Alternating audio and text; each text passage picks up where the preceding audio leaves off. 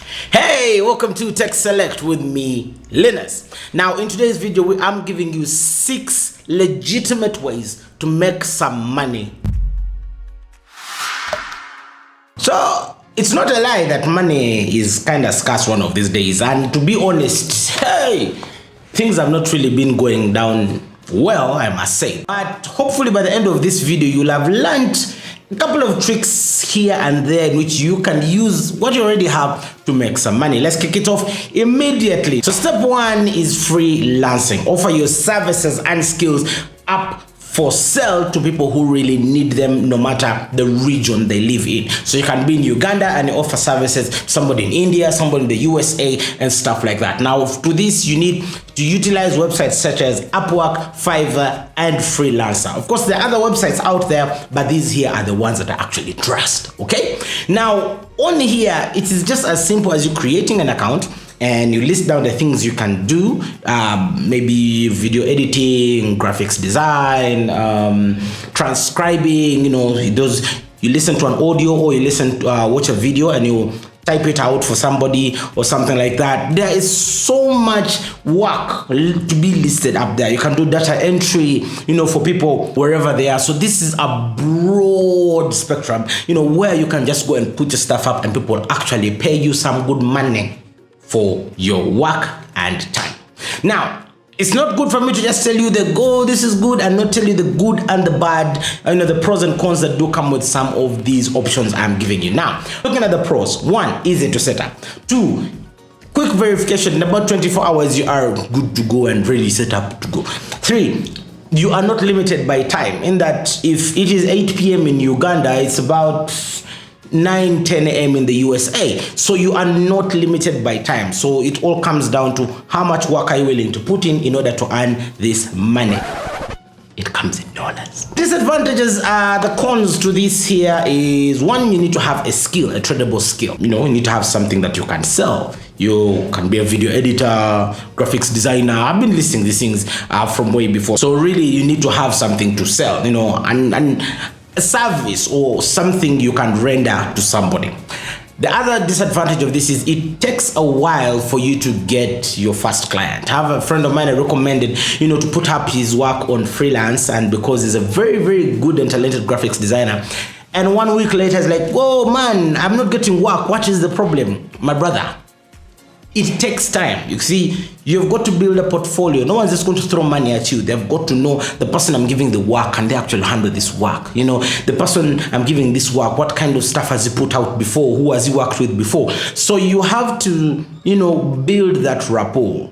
Get some low earning jobs, put up some lower tier jobs so that you can get the experience.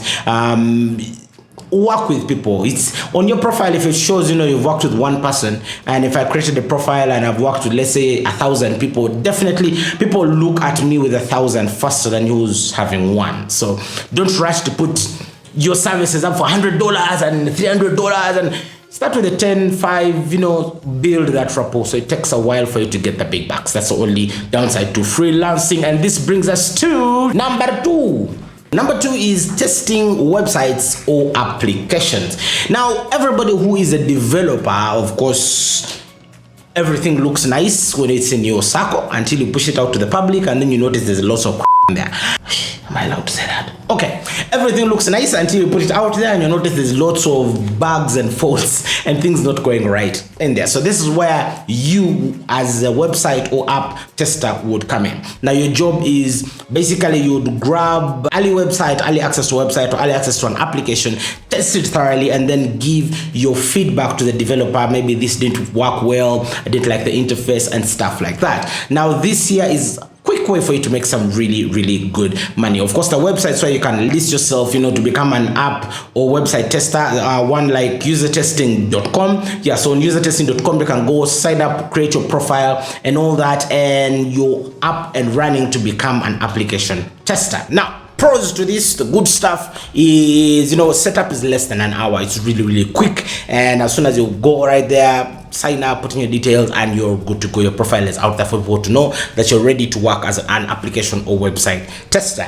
Cons, the disadvantage to this one is you must have the necessary gadgets, to test. So let's say if you are testing maybe an iOS application, an Apple application, you need to have an Apple device. If you're testing an application that is meant to run on the latest iPad, you need to have the latest iPad in order for you to actually test it and give the developer credible feedback. Wouldn't want to give you an application that's meant for 2022 Apple iPad Air Pro Max, yeah, and then you're testing it on your iPad Mini 2 and telling the developer it is slow, it doesn't work, it doesn't scale properly, but you're on the wrong device. So you need to have the right devices for the targeted application.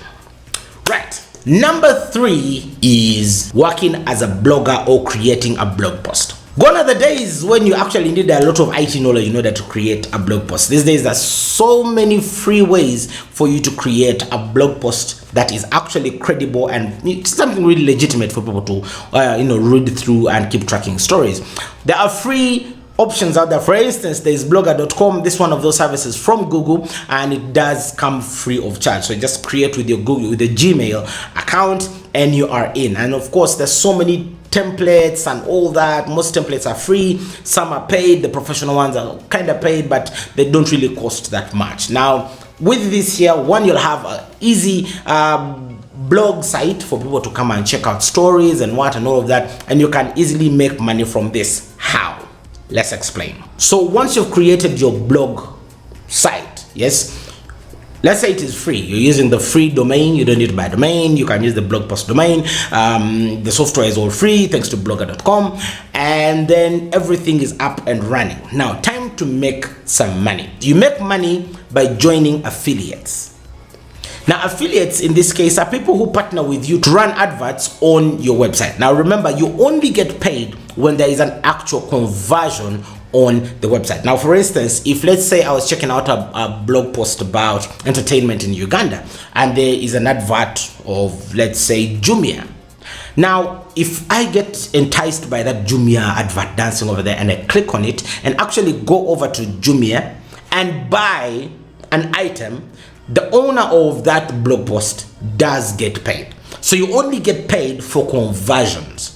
Yes, some of them are lenient enough, they give you some little percentage for click-through, but most of them do pay after the person has actually completed the purchase or after they've completed the intended purpose. If the purpose is, let's say, to create awareness and you just click, good to go. If they're trying to sell something, someone has got to buy the something or whatever it is through that advert for you to get kickback. Now, blogging has its downsides and the good sides. Let's start with the good. Good side is it is easy to start. No need for lots of technology or coding knowledge. Everything is easily available, and most of the good stuff is free. So blogger.com, and you're starting immediately. The downside to this is content. You need to have a lot of followable content. Let's say something people would always want to come to your website, to come to your blog post, to read and understand and get entertained, whatever your niche may be. So you need to actually have a lot of content in order for you not only to have lots of traffic, but also attract the bigger affiliates and the bigger adverts to your website. Number 4 is Airbnb. Now, this one is basically a hotel service. Should I call it a hotel service? Okay, like a rental service for apartments and stuff. And here you can easily make some quick money if you have a spare room or a spare house. So all you have to do is take some good photos of the spare room or the spare house that you have available, list it up on Airbnb, and then whoever is interested in that house, maybe they're traveling to that country or wherever, or to that particular district, they can book, and all that happens instantly. Now here, the advantages to this is you get to make money from something you've not been using. So if it's like a spare room in your house, it's just there doing a lot of nothing, here you can make some easy money from it when somebody comes over and stays and all that. If it's a spare house, even better, because most people like the privacy. So you have an entire house on Airbnb, somebody comes and books it, has their stay, and everything is good. So among the pros about this is, yes, you're utilizing a resource that was lying there idle, and 2, setup is actually very, very easy for you to put up something on Airbnb. The downside to this is, 1, you actually need to have a good, decent property. You wouldn't want, to list a small ghetto youth place on Airbnb, unless maybe that's the experience you're selling. But of course, you don't want to have something that is not very presentable now. So you need a place that's good, presentable, spacious, and really looks good, so that you can, list it on Airbnb for the people to actually come and pay you your money. Now, what you need to know is payment on this typically happens about 24 hours after the person has checked in. That's when you get, your money credited to your account. For you to make some decent money from the whole Airbnb bookings, your place has got to be in a good location. For instance, if you're in Uganda and you have a place maybe near the Nile or something like that, or near a tourist attraction, or near the airport, or a good location is better off, to earn you better money in the middle of the city, stuff like that. So you really have to consider this before you get jumping onto the whole Airbnb thing and start saying, hey, it's not working. Number 5. Now, number 5, this one I'm guessing almost everybody has tried it before, and that is selling used clothing.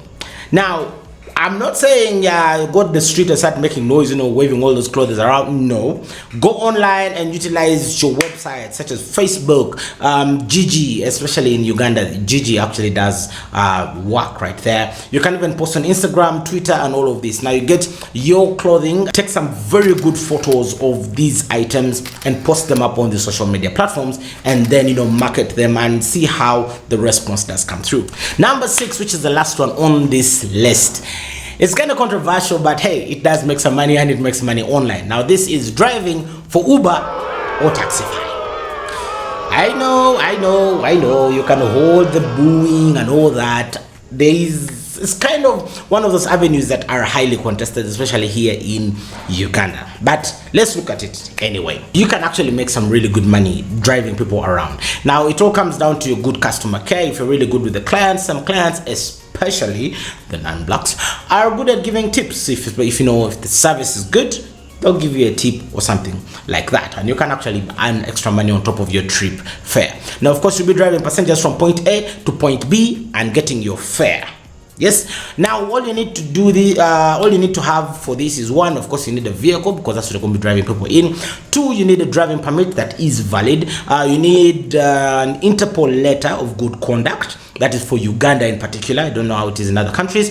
And then, of course, you need to sign up on the application and have all your details pushed up there. Verification is not that long. It takes quite a short time, and you are ready to drive and make that money. Pros to this is, yes, you can make some money if you're actually strategic with where you park and wherever it is you strategize and put yourself. If you're near the airport, definitely you're going to make some money. If you're in the center of the city, especially during rush hour, you are going to make some money. Disadvantages to this is you have got to foot the cost of the car maintenance. Maintaining a car one of these days is not cheap whatsoever. Fuel costs are high, everything is high, so that cost of maintenance is on you. However, if you do play your cards right, you could end up with a win-win situation. Right, now those are 6 ways in which you can make some good money in this very tight economy. If you do like this kind of content or just love what you're hearing and watching, go right now, hit the subscription bell. Hit the subscription button and notification bell so that you are alerted each time a new video drops right here on this very channel. Thank you so much for watching. I shall see you in the next video. Bye bye.